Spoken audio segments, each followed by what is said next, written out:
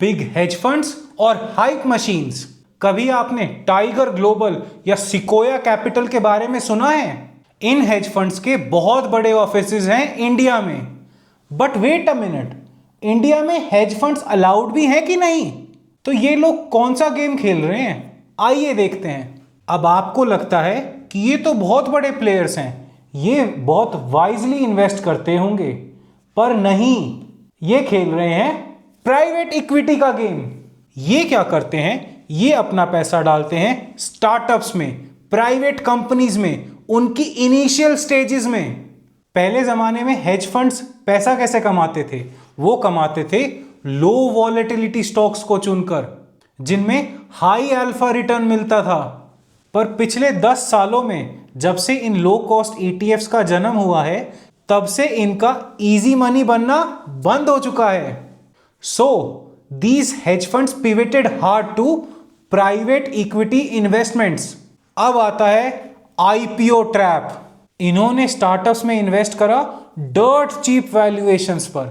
जब इनको startups invite कर रहे थे, आओ आओ आओ मेरे कंपनी की हिस्सेदारी ले लो, अगर कंपनी प्रॉफिटेबल नहीं है तो कोई प्रॉब्लम नहीं, फिर ये कुछ महीने तो इंतजार करते हैं, फिर कंपनी को बार बार पुश करते हैं, अरे जी IPO निकालो, IPO निकालो, IPO निकालो, हमें एग्जिट लेना है, हमें तुम्हारी कंपनी से एग्जिट लेना है, हमें अपना पैसा बाहर निकालना है। अभी तक कंपनी ने नेट प्रॉफिट दिखाना तो शुरू करा नहीं, क्योंकि कुछ कमाई है ही नहीं। अब इनको हाइप क्रिएट करनी है। हाइप क्रिएट करते हैं ये रेवेन्यू की, कि कंपनी इतना रेवेन्यू जनरेट कर रही है। अरे रेवेन्यू का क्या करोगे जब कमाई नहीं है कंपनी की?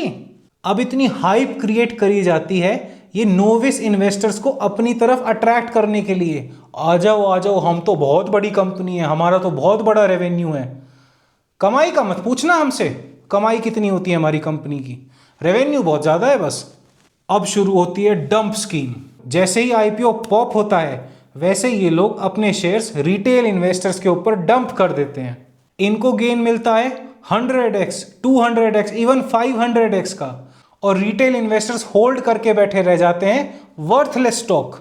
ये classic pump and dump scheme है और यही चल रही है इंडियन मार्केट्स में।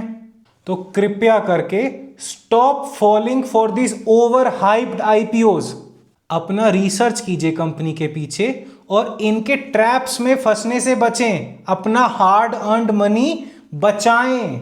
अगर आपको जानना है कि ब्रोकरेज स्कीम्स या ब्रोकरेज रिपोर्ट्स में दिए हुए शेयर्स को आंख बंद करके हमें क्यों नहीं खरीदना चाहिए, तो डिस्क्रिप्शन में दी हुई वीडियो को देखना ना भूलें। धन्यवाद।